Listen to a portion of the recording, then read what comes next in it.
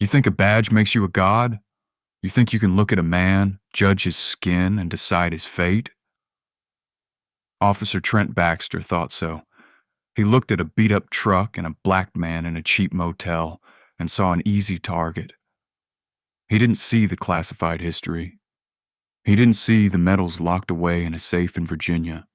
When Baxter tightened those cuffs, he thought he had won. But when the suspect looked him dead in the eye and whispered, "Call my SEAL team," he wasn't asking for a rescue. He was giving a warning. And when the sky turned black with rotors, Officer Baxter realized too late. He had just arrested the wrong legend. The rain in Jericho County didn't wash things clean. It just made the grime slicker. It was late at night on a Tuesday when a rusted Ford F-150 pulled into the gravel lot of the Starlight Motel. The neon sign buzzed with a dying flicker. The M burned out, leaving it to read Starlight Hotel. The man behind the wheel killed the engine. He sat there for a moment, listening to the engine tick as it cooled, the rain drumming a chaotic rhythm on the roof. Kendrick Voss took a deep breath, inhaling the scent of wet pine and old upholstery. He was 6 feet 4 inches with shoulders that spanned the width of the driver's seat and hands that looked like they could crush granite. But his eyes were tired. He wasn't here for trouble. He was here for a funeral. His old petty officer, a kid named Riley from the teams, had overdosed in this forgotten town.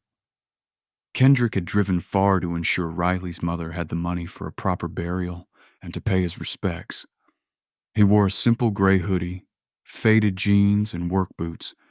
To the casual observer, he looked like a drifter or a laborer between paychecks. That was exactly what Officer Trent Baxter saw. Baxter was sitting in his patrol cruiser across the street, tucked into the shadows of a closed gas station. He was several years into the force with a reputation that teetered between proactive and problematic. He was the kind of cop who polished his badge until it blinded you but forgot the oath that came with it.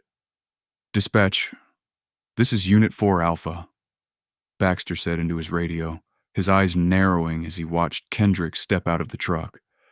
"I've got a suspicious vehicle at the Starlight, out-of-state plates. Subject is a large black male, looks agitated. 10-4 Alpha. Any specific probable cause?" the dispatcher asked, her voice bored. "Vehicle matches the description of a truck involved in, let's say, suspicious drug activity reported last week." Baxter lied smoothly. He didn't have a report. He had a quota and he had a bias that he wore like a second skin. "I'm going to initiate a consensual contact." Baxter didn't wait for a response. He threw the cruiser into drive, the tires crunching over the wet asphalt as he rolled across the street. He didn't turn on his lights. He wanted the element of surprise. Inside room 104, Kendrick had just set his duffel bag on the stained carpet. The room smelled of mildew and lemon polish. He pulled out his wallet, looking at the picture of his squad. Riley was smiling in the back row. Kendrick rubbed his thumb over the photo, a wave of grief hitting him. He unclipped his concealed carry holster. He had a permit valid in all 50 states due to his status, though he rarely flaunted it, and placed his Sig Sauer P226 on the nightstand next to his badge, which was buried deep inside a leather wallet he hadn't opened in months. He just wanted to sleep. Bang, bang, bang. The knock rattled the hollow wood of the door. Kendrick froze. He wasn't expecting anyone. He checked the peephole. A distorted fisheye view showed a uniform, a buzz cut, a jaw set in arrogance. Kendrick opened the door a crack, keeping the chain latch on. "Can I help you, officer?" Officer Baxter pushed against the door, testing the chain. "Open the door fully, sir. We need to have a chat." "About what?" Kendrick asked, his voice a low rumble. He kept his hands visible, resting on the door frame. He knew the drill. He knew the stats.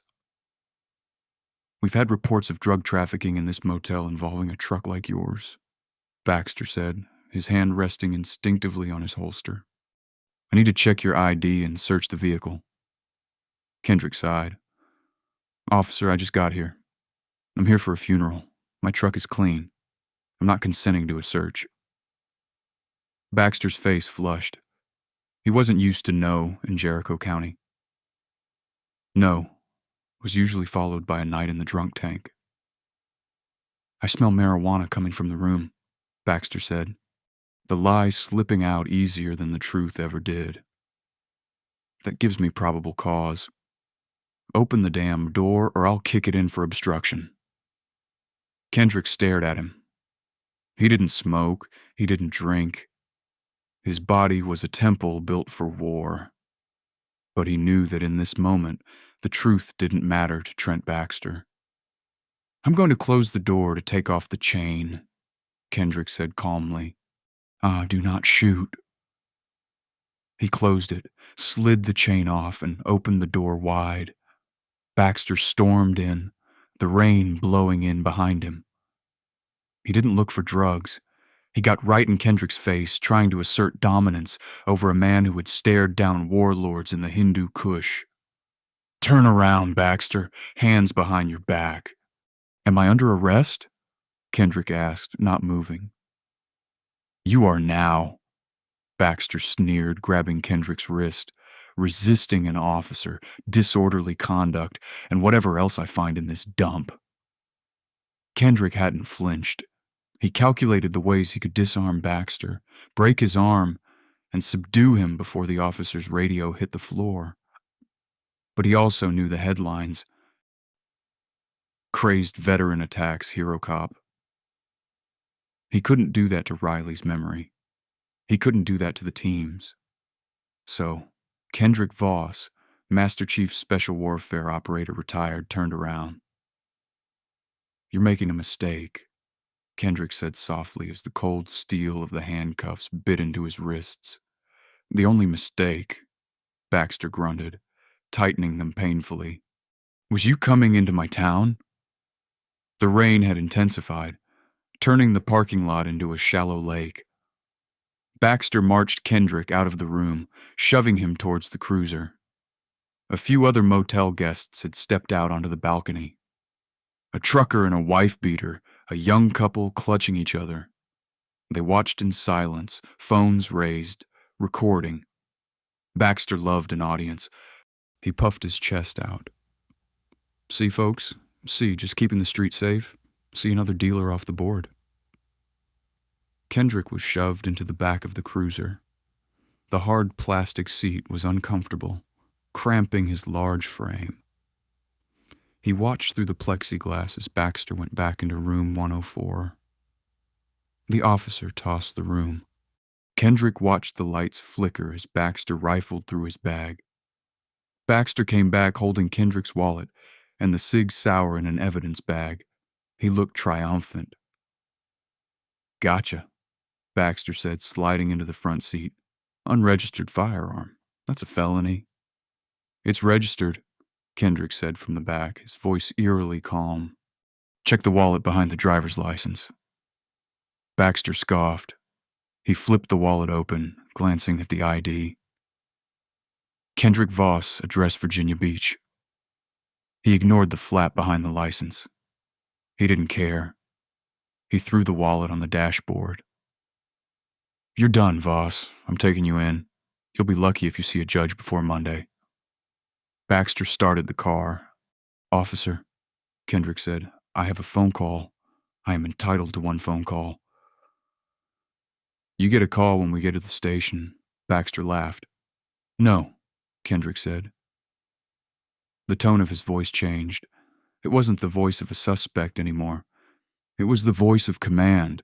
It cut through the hum of the engine and the noise of the rain. You are detaining a Tier 1 asset on a federal timeline. If I do not check in soon, a protocol you do not understand will be initiated. Give me my phone. Baxter slammed on the brakes before they even left the lot. He turned around, red-faced. Who do you think you are? John Rambo? You're a nobody with a gun in a cheap motel. My name is Master Chief Kendrick Voss, he said, enunciating every syllable. And I am asking you, for the safety of your career in this precinct, to let me make a call. Baxter stared at him. There was something in Kendrick's eyes, a cold, shark-like deadness that made the hair on Baxter's arms stand up. Doubt crept in for a fraction of a second, but Baxter's ego crushed it. "Shut up," Baxter muttered, but he didn't drive away. He picked up the radio. "Dispatch, 4 Alpha. Bringing one in. He's talking crazy, claims to be military. 4 Alpha. Copy. Do you want me to run his service record?" "Yeah, run it. Kendrick Voss." Baxter waited, smirking at Kendrick in the rearview mirror. "We'll see who you are in a second." Silence stretched. Then the radio crackled, but the voice wasn't the bored dispatcher. It was the sheriff, Wade Harlan, and he sounded breathless. 4 Alpha, this is Sheriff Harlan. What is your location?" "I'm at the Starlight, Sheriff. Just wrapped up a..." "Miller, listen to me very carefully." The sheriff's voice was tight, trembling. "Did you arrest a Kendrick Voss?" "Yes, sir. Caught him with a weapon and..." "Stop!" The sheriff screamed over the radio. "Do not move. Do not transport him. Unhandcuff him immediately." Baxter blinked, confused. "Sheriff, he's got a gun. He's agitated. I think he's high." "Miller, I just got a call from the Pentagon. That man is not a suspect. He is... Miller, just let him go. I'm on my way." Baxter looked back at Kendrick. Kendrick hadn't moved. He was just watching Baxter with that same terrifying patience. "Pentagon?" Baxter whispered to himself. He looked at the wallet on the dashboard. He reached out, his hand shaking slightly, and flipped the leather flap behind the license. A badge gleamed back at him. It wasn't a police badge. It was a heavy gold trident set against a dark blue background. Below it was a card that read, "Department of the Navy, Special Warfare Development Group, Security Clearance, Yankee White." Baxter felt his stomach drop through the floorboard. "I told you," Kendrick said. "Now hand me my phone. I need to make a call." Baxter, pale as a sheet, reached back through the partition gap and handed the phone to Kendrick, his fingers trembling. Kendrick took it. He didn't call a lawyer. He didn't call the sheriff. He dialed a number from memory. It rang once. "Voss?" A voice answered instantly, sharp, alert. "It's me," Kendrick said. "I've been detained by local law enforcement in Jericho County. Hostile interaction. I'm going to miss the check-in window." There was a pause on the other end. Then the voice, Commander Lila, the CO of his old unit, spoke. "Are you safe for now?" "But the officer is unstable." "Understood," Lila said. "You said call the team before you left if things went south. Is this that call?" Kendrick looked at Baxter, whose eyes were wide, with panic in the front seat. "Yes," Kendrick said. "Call the team."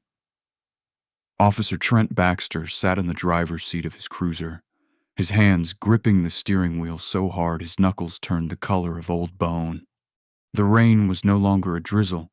It was a deluge, hammering against the roof like thousands of tiny fists demanding entry. Inside the car, the air was thick with the smell of wet wool and fear. Behind the plexiglass partition, Kendrick Voss sat in silence. He hadn't spoken since he made the call. He didn't need to. He simply leaned his head back against the seat, closed his eyes, and waited. His breathing was slow, rhythmic, a sharp contrast to Baxter's jagged, shallow gasps. "You think you're scaring me?" Baxter muttered, though his voice lacked any real bite.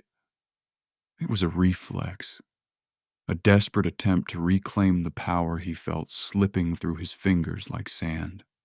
You make a call to some buddy in the service. Think that gets you out of a felony? This is Jericho County, pal. My county. Kendrick opened one eye. It was a cold, dark abyss. It's not your county anymore, officer. It's a landing zone. Before Baxter could retort, blue and red lights exploded in the rearview mirror. Sheriff Wade Harlan's SUV screeched into the lot, fishtailing on the wet gravel before slamming to a halt just inches from Baxter's bumper. The sheriff burst out of his vehicle, ignoring the rain soaking his uniform. He was a heavy-set man in his 50s, usually composed, but tonight his face was pale, his eyes wide with a terror Baxter had never seen before. Harlan didn't walk. He ran, slipping in the mud, banging his fist on Baxter's window. "Unlock it, Baxter. Unlock the damn door." Baxter fumbled with the switch, the locks clicking open. Harlan wrenched the door open, grabbing Baxter by the collar of his uniform. "What did you do?" Harlan hissed, spit flying. "I told you to stand down." "Did you process him? Did you put him in the system?" I was just taking him in." Baxter stammered, shrinking back. "Sheriff, he's got an unregistered weapon. He's resisting. He's got some fake badge in his wallet." "Fake?" Harlan laughed, a manic, high-pitched sound. He let go of Baxter and looked at the back seat. He saw Kendrick Voss. He saw the handcuffs. Harlan looked like he was about to vomit. "That's not a fake badge, you idiot," Harlan whispered. "I just got off the phone with the Department of Defense. Do you know who that man is?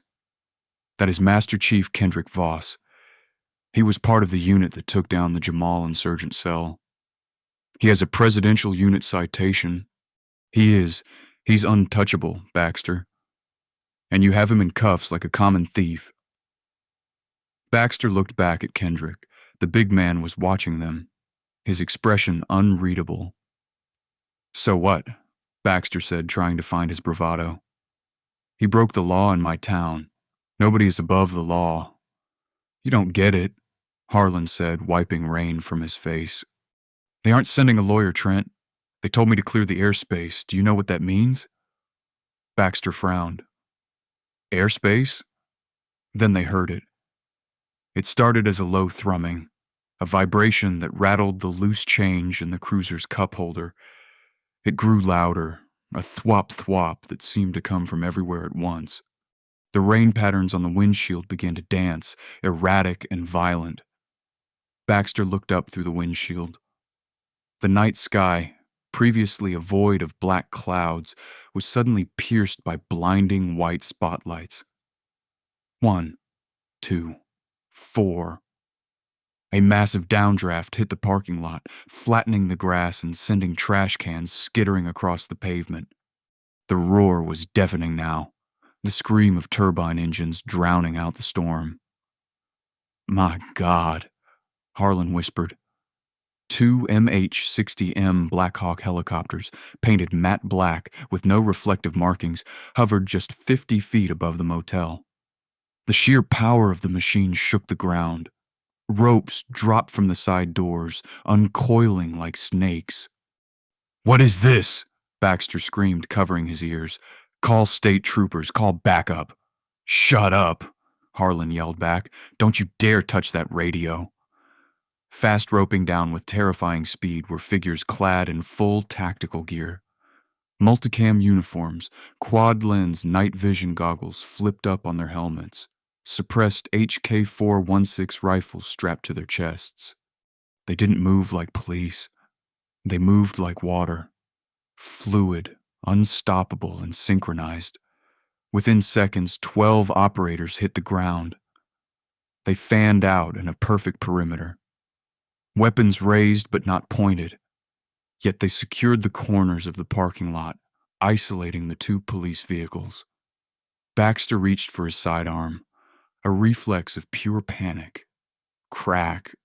A laser sight, green and unblinking, appeared directly on Baxter's chest, then another on his forehead, then a third on his hand. Hands. A voice boomed over a loudspeaker from the lead helicopter. Driver of the police cruiser, remove your hand from the weapon. Step out of the vehicle now. Baxter froze. He looked at the laser dots dancing on his uniform. He looked at the operators on the ground, faceless behind their gear, looking like reapers sent to collect a soul.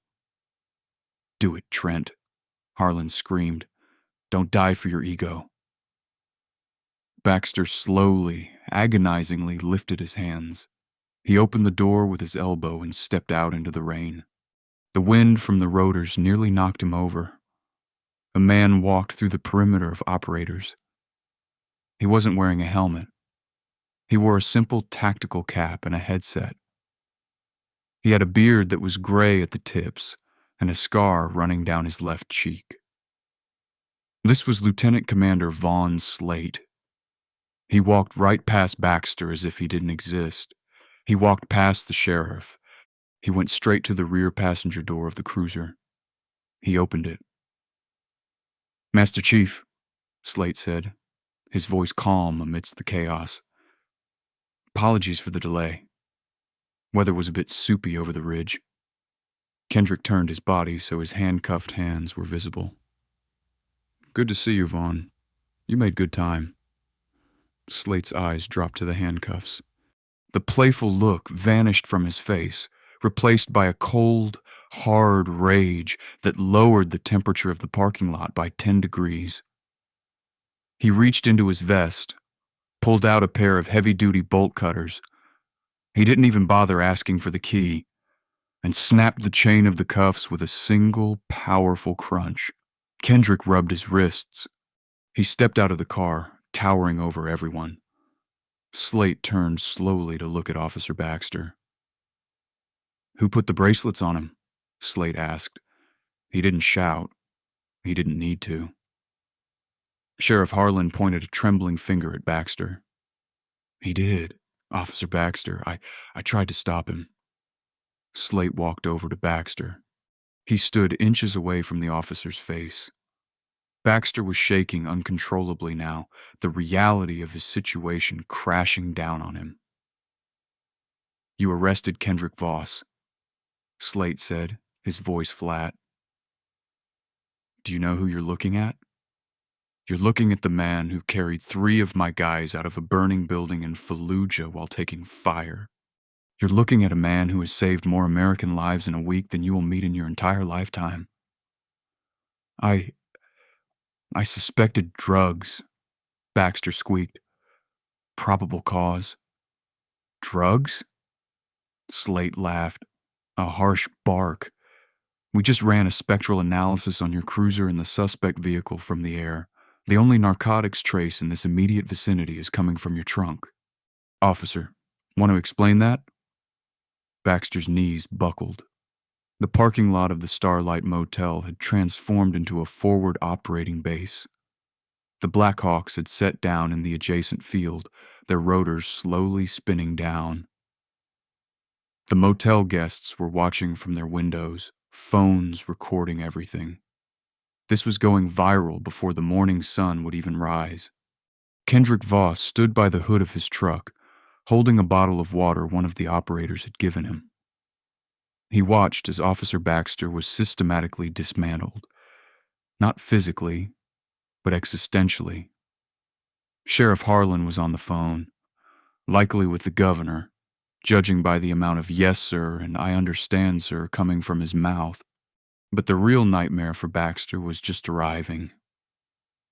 A black government SUV with diplomatic plates tore into the lot, bypassing the police barricade that had been hastily set up by confused local deputies.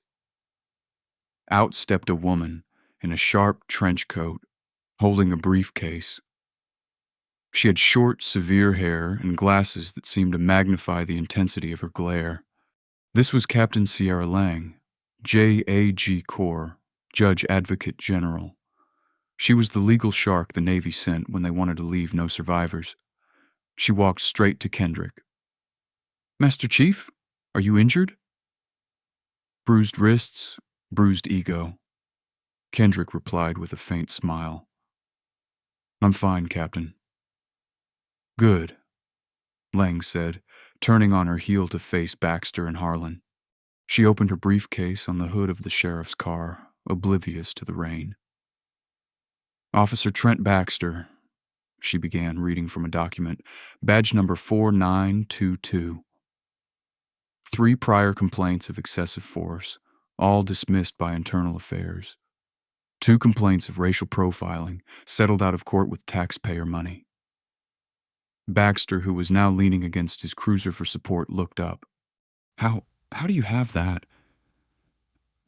I have everything, Lang said without looking up. We are the United States government, Officer Baxter. When you detained a Tier 1 asset without cause, you authorized us to look into your life with a microscope, and frankly, it's disgusting. She pulled out a plastic bag containing a small, sealed packet. My team swept your cruiser, Lang said. We found this under the spare tire in your trunk. 2 ounces of confiscated methamphetamine that was never logged into evidence. You were planning to plant this, weren't you? Or maybe sell it. Baxter's face went gray. That's not mine. I found it earlier. I was going to log it. The timestamps on your dash cam, which we have already remotely downloaded, show you confiscated this previously, Lang said. Possession of a controlled substance, intent to distribute, official misconduct, kidnapping, assault on a federal agent. She looked at the sheriff. Sheriff Harlan, I suggest you arrest your deputy immediately. If you don't, I will have the MPs do it, and they are far less gentle. Sheriff Harlan didn't hesitate. He pulled his own handcuffs from his belt, the same cuffs Baxter had used on so many innocent people, and walked over to his deputy. Turn around, Trent, Harlan said, his voice heavy with disappointment and fear. Wade, come on, Baxter pleaded, tears mixing with the rain on his face. It's me. We play poker on Fridays. Don't do this. You did this, Harlan said, snapping the cuffs on. You targeted the wrong man. You brought the wrath of God down on my department. As Baxter was shoved into the back of the sheriff's SUV, Kendrick walked over. The operators parted ways to let him through. Kendrick leaned down to the window, looking at Baxter through the glass. Baxter looked back, broken. The arrogance was gone. The bully was gone. All that was left was a scared little man who had realized too late that the badge didn't make him a king. See? Kendrick said softly, his voice muffled by the glass. I was here for a funeral. I just wanted to pay my respects. Kendrick stood up and tapped the roof of the car. Take him away. But the night wasn't over. As the sheriff's car pulled away, another vehicle arrived. It was a news van from the state capitol. Then another. The story was out. Navy SEAL hero arrested by corrupt cop. The headlines were already being written. Captain Lang walked up to Kendrick. Master Chief, we have a situation. The local DA is trying to save face. He's claiming you resisted arrest and that the search was legal. He wants to drag this out. Kendrick sighed. I don't have time for court, Captain. I have to bury Riley tomorrow. You won't have to go to court, Vaughn Slade interrupted, walking up with a satellite phone in his hand. We just got a call from the governor, and he's got the president on the other line. Seems the commander-in-chief isn't too happy about one of his SEALs being harassed on U.S. soil. Slate handed the phone to Kendrick. He wants to speak to you. Kendrick took the phone. Mr. President. He listened for a moment, then he nodded. Thank you, sir. Yes, sir. I'll be there. He handed the phone back to Slate. What did he say? Lang asked. He said the charges are dropped with prejudice, Kendrick said. And he said he's sending an FBI task force to audit the entire Jericho County Police Department starting tomorrow morning. Kendrick looked at the flashing lights of the police cruisers, the embarrassed deputies standing in the rain, and the Blackhawks spooling up their engines, Justice is coming, Kendrick said, but first I have a funeral to attend. We're coming with you, Slate said. Riley was one of us.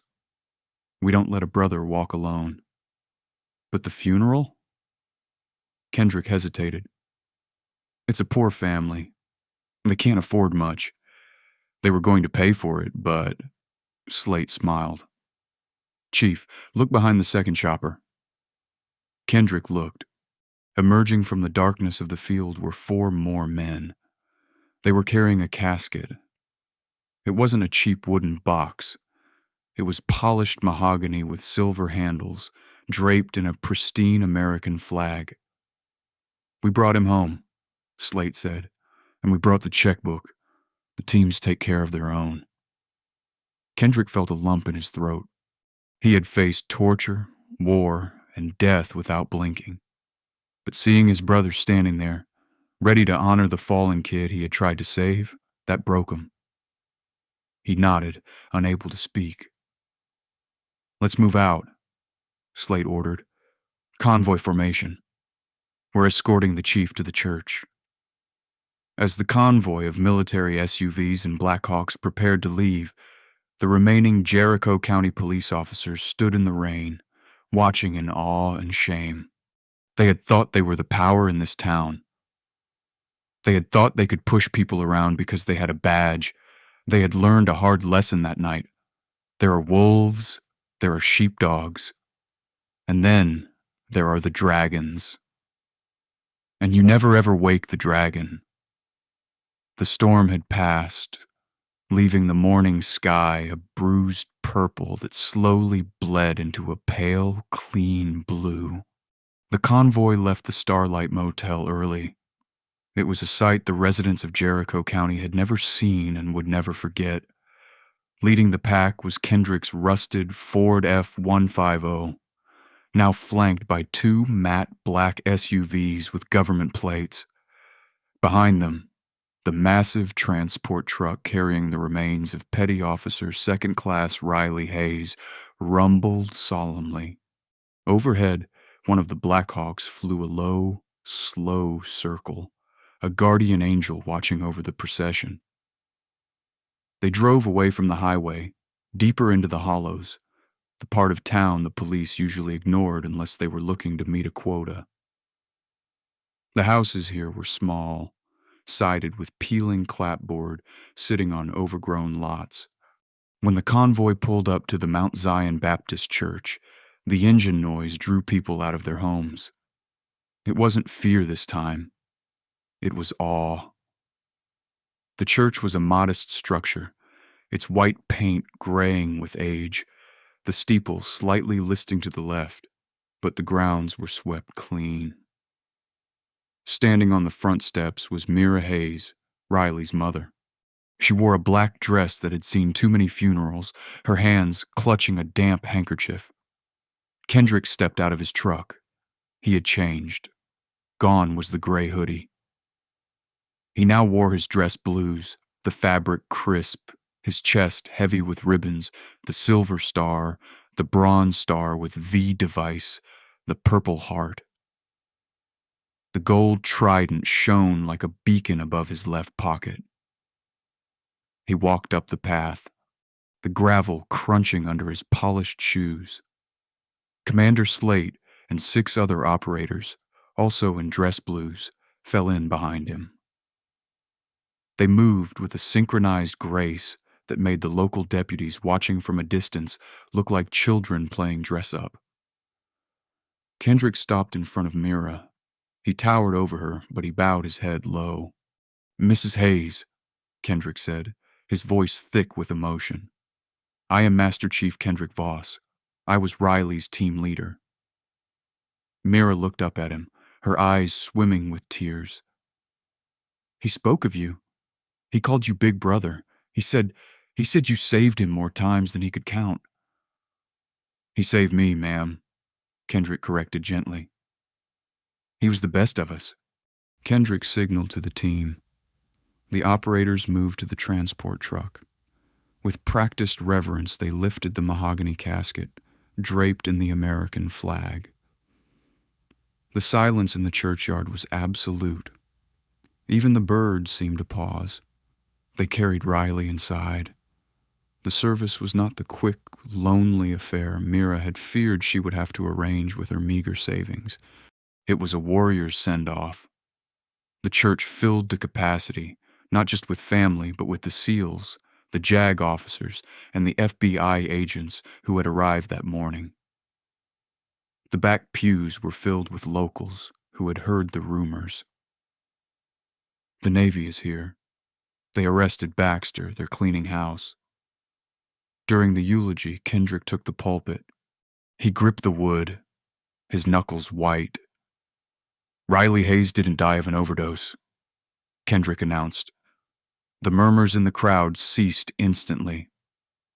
The coroner's report, which we had an independent federal examiner review this morning, confirms it. There were no recreational drugs in his system. There was a lethal dose of fentanyl administered forcibly. He didn't slip. He was murdered. A gasp tore through the room. Mira let out a sob. He was murdered, Kendrick continued, his eyes scanning the room, landing on the few local deputies standing nervously by the door. Because he came back home and saw something he wasn't supposed to see. He saw a pipeline of poison running through this county, protected by a badge. Kendrick looked directly at Mira. We didn't just come to bury him, Mrs. Hayes. We came to finish his mission. As the service ended, the team carried the casket to the grave site. The air was still. Present arms. Slate barked. 7 rifles snapped up. Crack, crack, crack. The 3-volley salute echoed off the distant hills. Then the bugle player, a young sailor brought in from the base, played taps. The haunting notes drifted over the wet grass, heavy with sorrow. Kendrick accepted the folded flag from the chaplain. He knelt on one knee in the mud, ruining his dress trousers, and held the triangle of blue and stars out to Mira. On behalf of the President of the United States Navy, and a grateful nation, Kendrick recited, his voice cracking on the last word. Please accept this flag as a symbol of our appreciation for your son's honorable and faithful service. Mira took the flag, pressing it to her chest. Kendrick then did something not in the manual. He reached into his pocket and pulled out his own trident pin, the one he had worn on his first deployment. He pressed it into her hand. He earned this, Kendrick whispered. As the team walked back to the vehicles, Captain Sierra Lang approached Kendrick. Her face was grim. You were right about the toxicology, she said quietly. And we found the link, the fentanyl that killed Riley. It has the same chemical signature as the batch we found in Officer Baxter's trunk. Kendrick stopped. He looked back at the fresh grave. Baxter didn't just profile me, Kendrick said, the realization turning his blood to ice. He recognized my truck. He knew Riley drove a Ford like that. He thought I was Riley coming back or a friend coming to ask questions. He was trying to clean up a loose end. Lang nodded. Instead, he tugged on a thread that's going to unravel the whole state. Kendrick opened his truck door. Get the indictment ready, Captain. I want to look him in the eye when you read it. Sometime later, the federal courthouse in the state capitol was a fortress of glass and steel, a stark contrast to the rotting wood of the Starlight Motel. The air conditioning hummed, filtering out the heat of the summer. But inside courtroom 4B, the atmosphere was suffocating. The United States versus Trent Baxter. The charges had mutated. It was no longer just unlawful arrest or possession. The indictment list was terrifying. Deprivation of rights under color of law resulting in death. Conspiracy to distribute controlled substances. Obstruction of justice. First-degree murder. Trent Baxter sat at the defendant's table. He looked smaller than he had that night in the rain. His uniform was replaced by a cheap suit that didn't fit. His buzz cut had grown out into patchy, thinning hair. He wouldn't look at the gallery. He couldn't. The gallery was full. On the left side sat the blue wall, supporters, police union reps, and family members holding signs that said, "Support our police." But the wall was thin. The FBI audit had been thorough. Half of the Jericho County Sheriff's Department was already under indictment or had resigned in disgrace. Sheriff Harlan was noticeably absent. He had cut a plea deal and was currently singing to a grand jury in another room. On the right side of the gallery sat the green wall. Kendrick Voss sat in the front row. Next to him was Commander Slade. Behind them were 20 members of the SEAL teams, all in civilian clothes, but their presence was louder than any shout.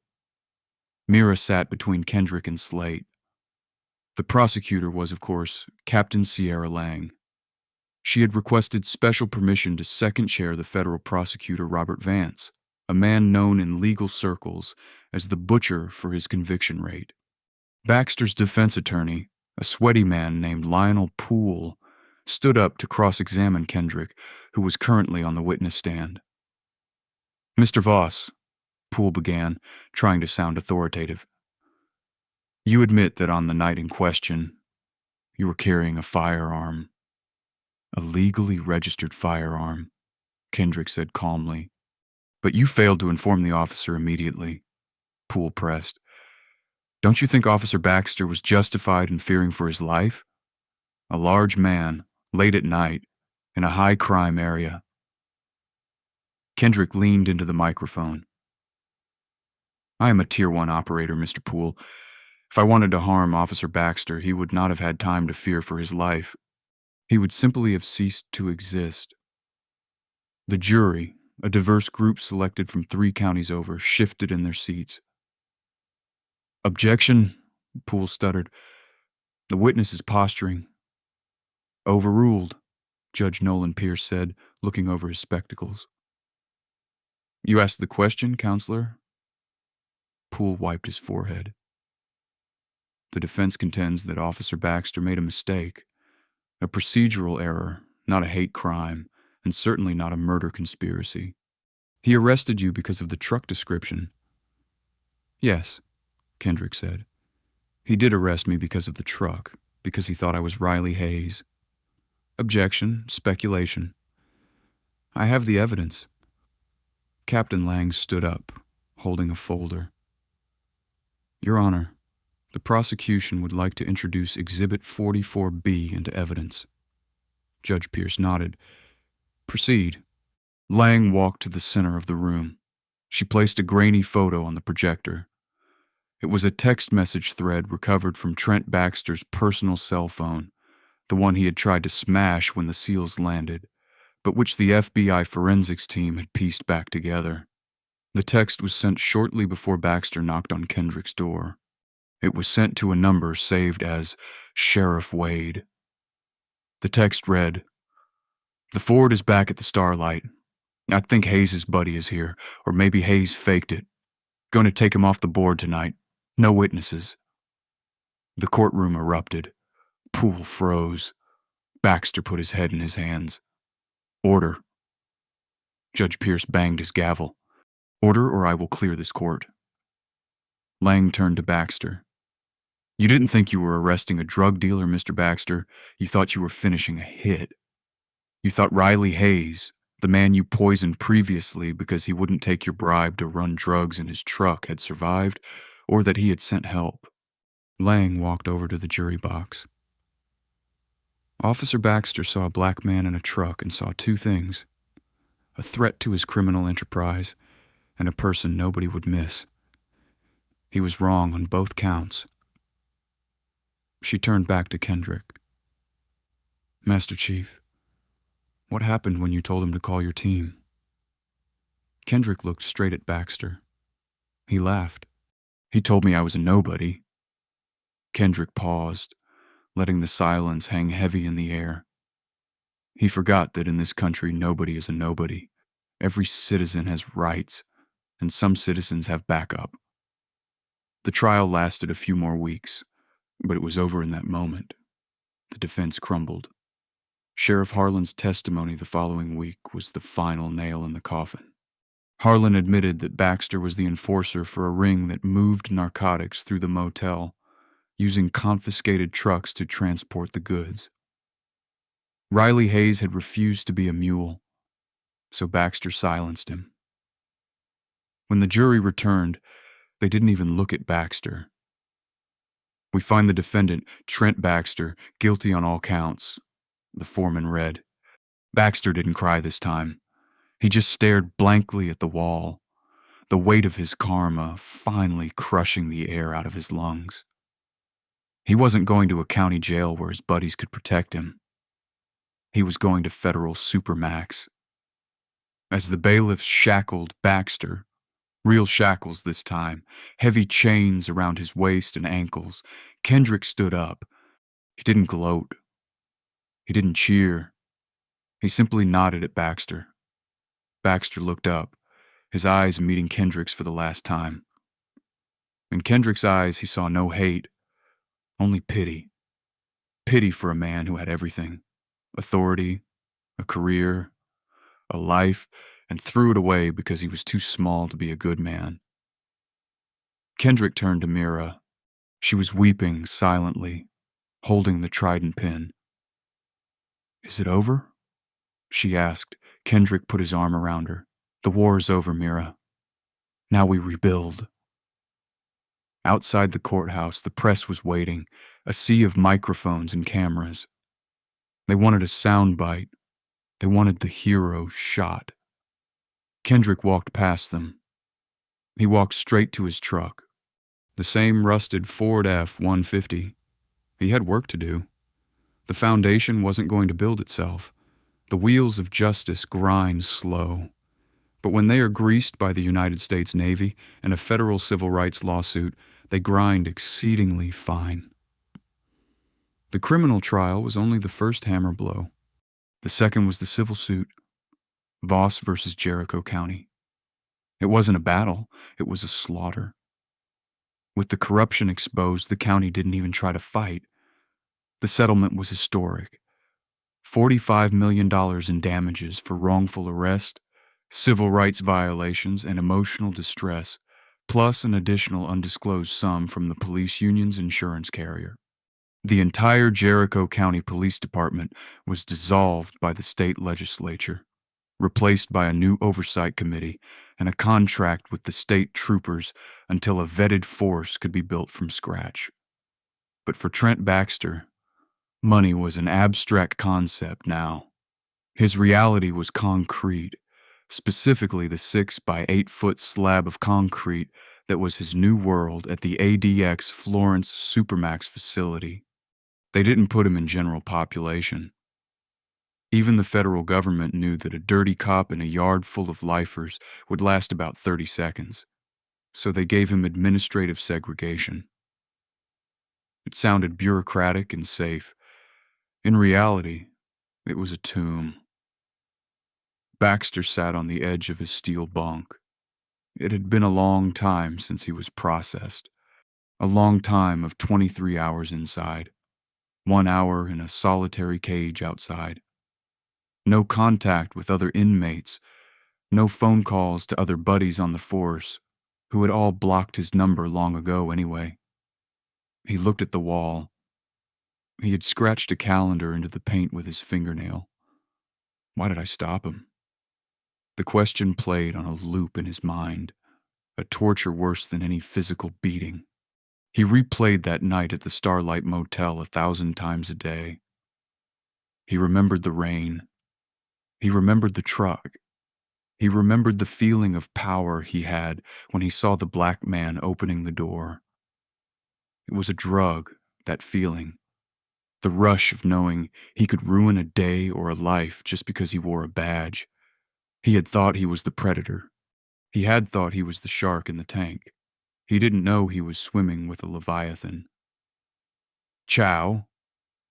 A guard barked, sliding a tray through the slot in the heavy steel door.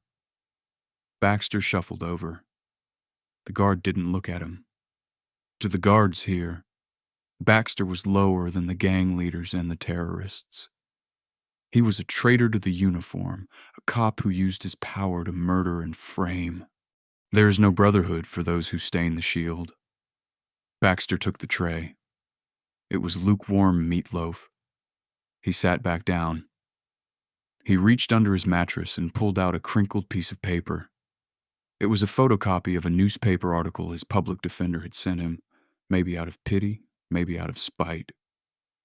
The headline read, "SEAL veteran Kendrick Voss breaks ground on $20 million community center in Jericho." There was a picture. Kendrick was smiling, holding a golden shovel. Standing next to him was Mira Hayes, looking radiant in a Sunday hat. In the background, the skeleton of a massive building was rising from the very lot where the Starlight Motel once stood. Baxter stared at the photo. He had tried to bury that man. He had tried to bury the truth about Riley Hayes. And in doing so, he had elevated Kendrick Voss to a folk hero and destroyed his own life. He looked at Kendrick's eyes in the photo. Even in newsprint, they held that same calm, terrifying intensity. "Call my SEAL team." Baxter whispered the words to the empty cell. He realized now that Kendrick wasn't threatening him with violence that night. He was offering him a chance to walk away, a chance to not be the villain in a story that would end with Baxter rotting in a concrete box. Baxter wept. Not for the first time, and certainly not for the last. The karma hadn't just hit him. It had swallowed him whole. He would spend the next 40 years in this box, remembering every second of the night he made the worst mistake of his life. Meanwhile, outside the prison walls, the world was moving on, and it was becoming a better place, specifically because Trent Baxter was no longer in it. Jericho County didn't look like the same place. The roads were paved. The peeling, clapboard houses in the hollows had been renovated or replaced with affordable, sturdy housing. The fear that used to hang over the town like a low fog, the fear of flashing blue lights in the rearview mirror, was gone. The new sheriff, a former Marine named Jenkins, walked the beat. She didn't hide in speed traps. She knew the kids by name. She knew the shop owners. She had been handpicked by the Citizens Oversight Committee, a board chaired by none other than Kendrick Voss. But the heart of the New Jericho was the building that stood at the entrance of the town. It was a masterpiece of modern architecture. Glass and timber rising out of the earth. Above the grand entrance, etched in steel, were the words, "The Riley Hayes Veteran and Community Center." It was opening day. The parking lot was full, not with police cruisers and news vans this time, but with families. Kids were running on the new soccer fields.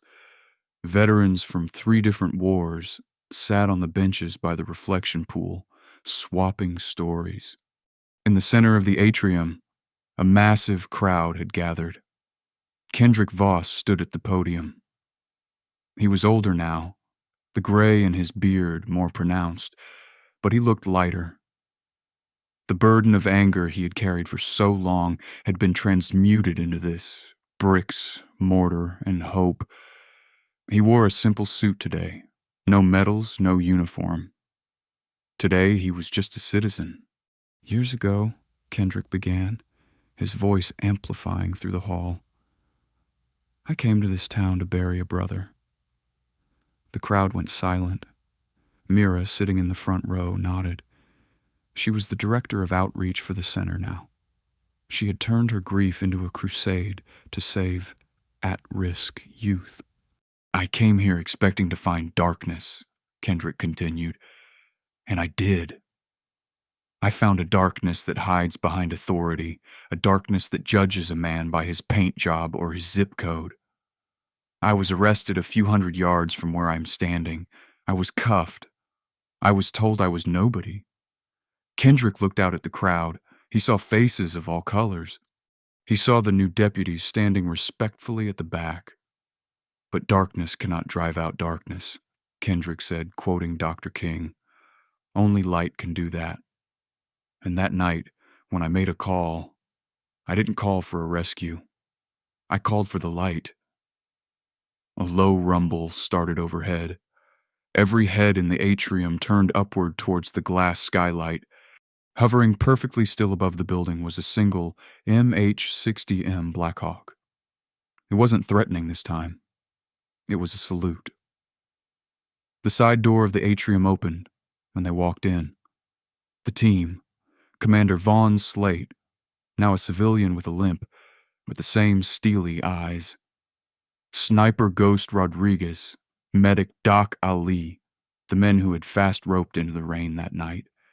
They weren't wearing tactical gear. They were wearing suits. They walked through the crowd, shaking hands, high-fiving kids. Slate walked up to the podium and shook Kendrick's hand. "You built a hell of a thing, Chief," Slate said, leaning into the mic. "Riley would have loved it." "He does love it," Kendrick said, looking at the large portrait of Riley Hayes hanging above the reception desk. "He's watching." Kendrick turned back to the crowd. "This center is for everyone," he said. "It has a legal clinic to fight for those who can't fight for themselves. It has a gym to build strong bodies. It has a library to build strong minds. But most importantly, it has a code." Kendrick pointed to the plaque on the wall. The code: 1. Protect the weak. 2. Stand for truth. 3. Never leave a brother behind. "We reclaimed this ground," Kendrick said, his voice rising. "We took a place of trauma and turned it into a fortress of peace. Let this be a warning to anyone who thinks they can abuse their power. The eyes of the world are watching. And if you come for the innocent, if you come for the righteous, you better be ready for the storm." The crowd erupted in applause. Mira stood up and hugged Kendrick. The team gathered around them. Outside, the sun was setting, casting a long, golden glow over Jericho. Far away, in a cold cell, Trent Baxter stared at the wall, a forgotten ghost of a time that was no more. But here, in the warmth of the center, life was beginning. Kendrick walked out to the reflection pool. He looked at his reflection in the water. He didn't see a victim. He didn't see a suspect. He saw a man who had kept his promise. He took out his phone. He didn't need to make a call. But he looked at the contact list anyway. The team. He smiled, pocketed the phone, and walked back inside to join his family. Wow, what a journey. From a rainy motel parking lot to a multi-million-dollar center for justice. Kendrick Voss didn't just win a lawsuit. He dismantled a corrupt system and built a legacy that will last for generations. And that brings us to the real lesson of this story. True power isn't about the badge on your chest or the gun on your hip. It's about who you stand up for when the rain is pouring and nobody is watching. Officer Baxter thought he had power, but all he had was a position. Kendrick had purpose, and he had a brotherhood that extended far beyond blood. If this story got your heart racing, if it made you angry and then made you cheer for justice, do me a huge favor. Smash that like button right now. It helps us share these stories with more people. And listen, if you want more stories about karma hitting back, about heroes who don't wear capes but do wear dog tags, hit that subscribe button and ring the notification bell. We have a massive story coming next week about a corrupt judge who messed with the wrong single mother. You do not want to miss it. Share this video with someone who needs to be reminded that justice is real. Thanks for watching, and as always, stay safe, stand tall, and watch your six.